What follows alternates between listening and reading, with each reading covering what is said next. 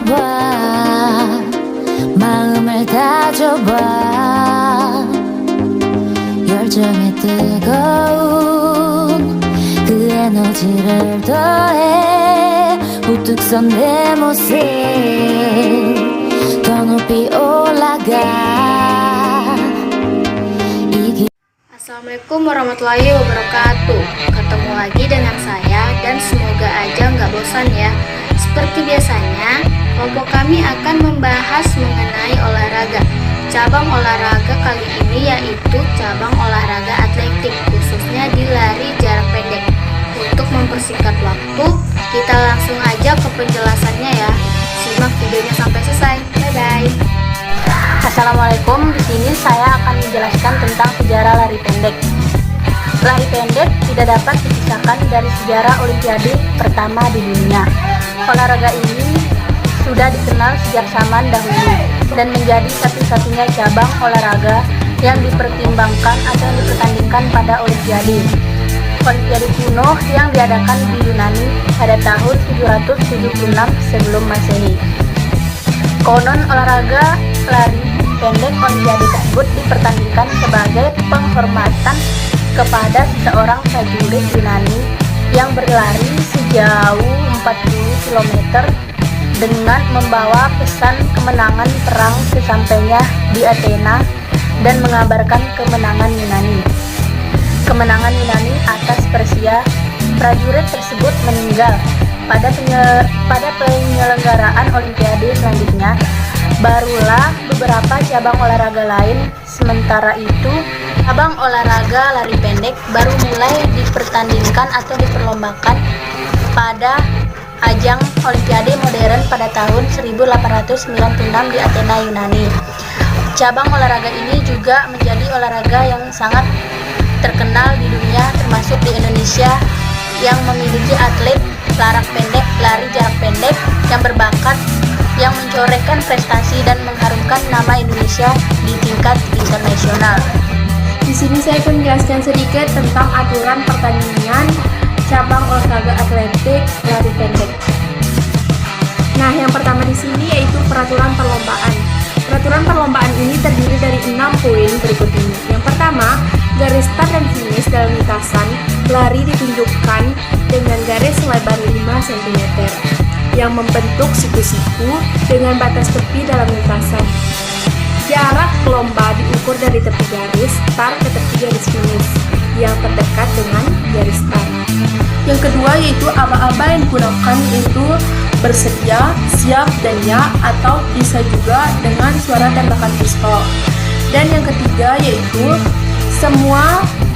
seluruh peserta akan berlari ketika mendengarkan aba-aba ya atau mendengarkan suara pistol yang ditembakkan ke udara.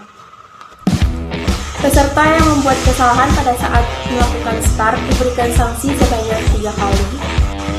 Dan selanjutnya yaitu lomba lari jarak pendek pada perlombaan besar dilakukan dalam 4 babak, yaitu babak pertama, babak kedua, semifinal, dan final.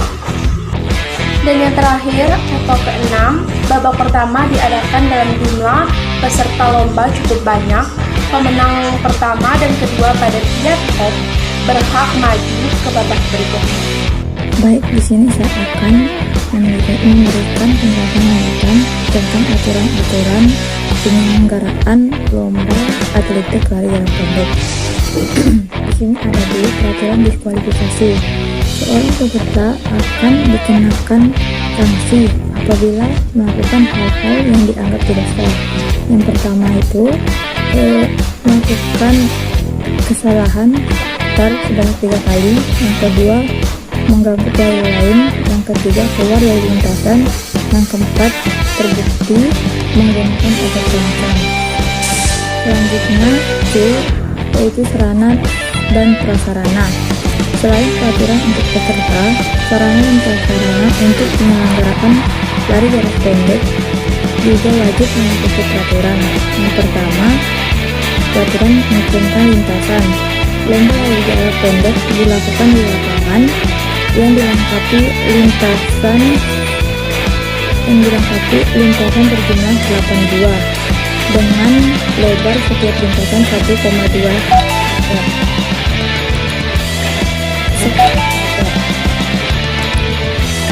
Selanjutnya yaitu peralatan.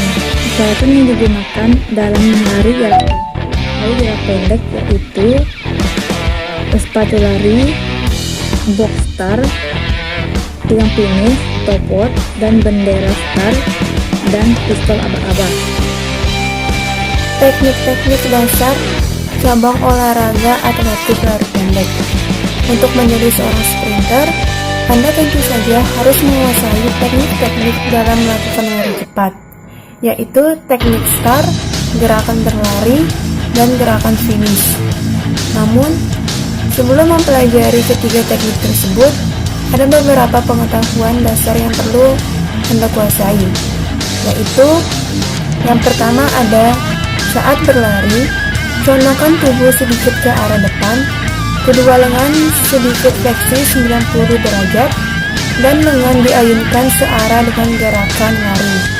Yang kedua, otot-otot bagian depan dan kedua lengan harus dijaga agar tetap berada dalam keadaan rileks. Yang ketiga, tungkai bawah ditolakkan dengan kuat hingga lurus dan usahakan paha depan diangkat hingga sejajar dengan tanah.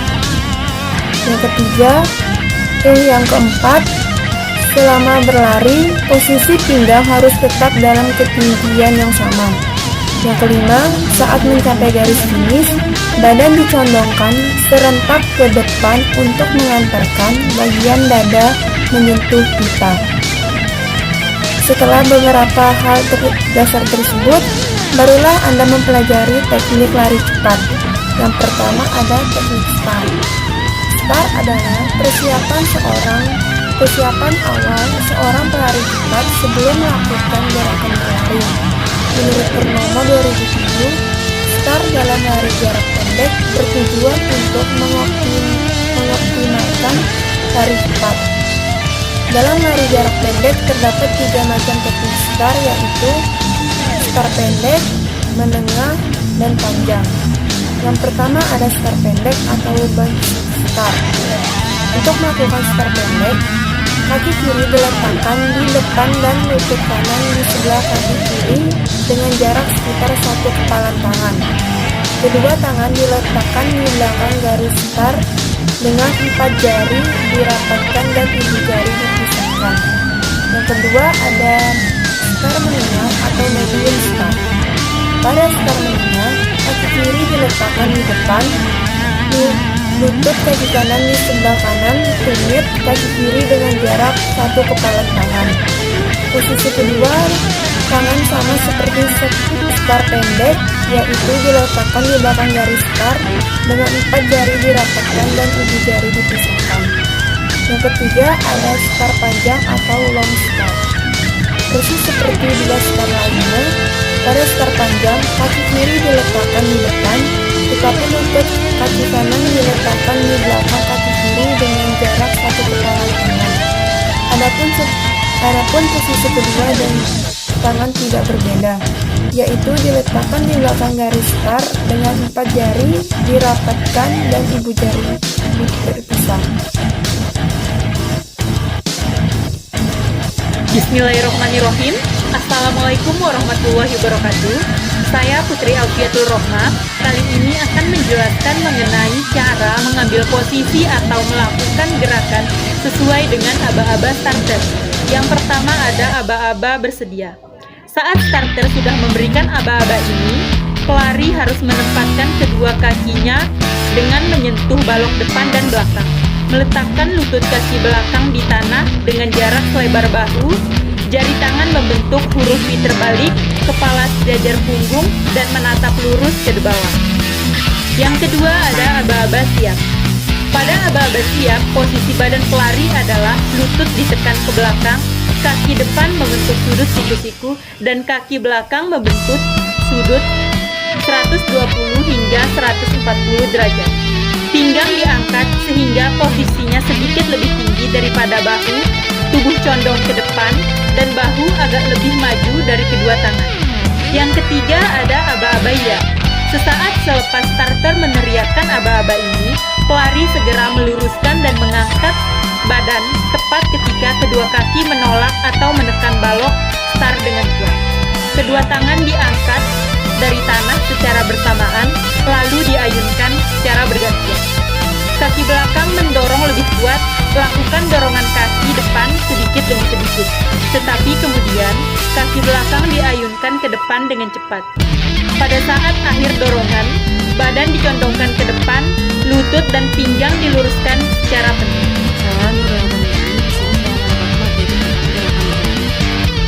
Menurut Purnomo, gerakan berlari terbagi dua tahap. Yang pertama adalah kaki terbang, yang kedua adalah fase terbang. Fase ini bertujuan untuk meminimalkan hambatan ketika kaki berada di tanah dan memaksimalkan dorongan ke depan. Fase ini terdiri dari topang depan dan topang dorong yang dilakukan dengan cara yang pertama, ketika mendarat di tanah, gunakan telapak kaki. Yang kedua adalah pada kaki topang, duduk bengkok seminimal mungkin pada saat animasi.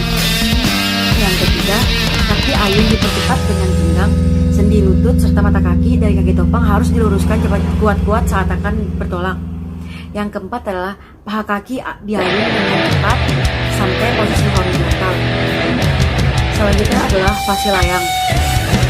Fase ini bertujuan untuk memaksimalkan dorongan ke depan dan mempersiapkan pendekatan kaki yang efektif ketika menuju tanah.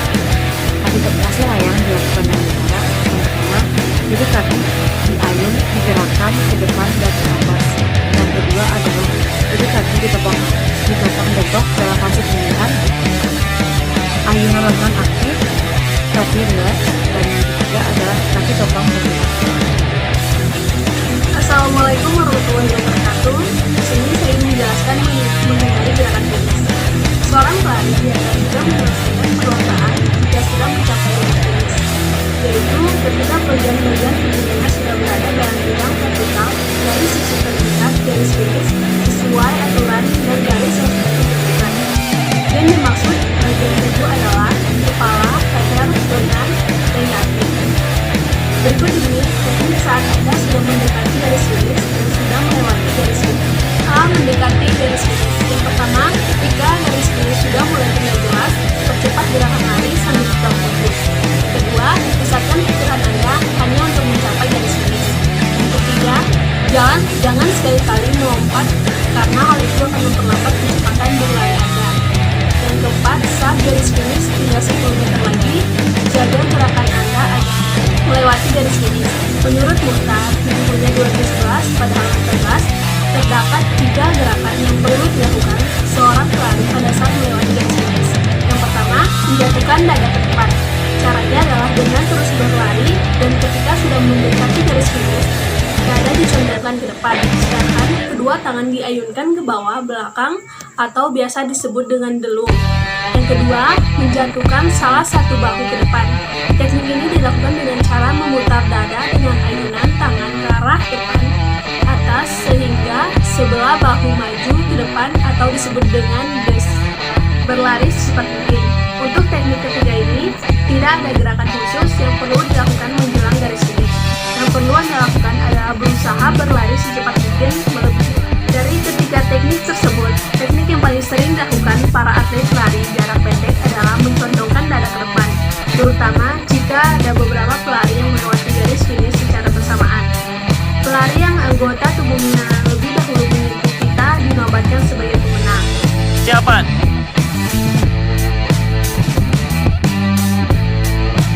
Bersedia? Siap? Ya!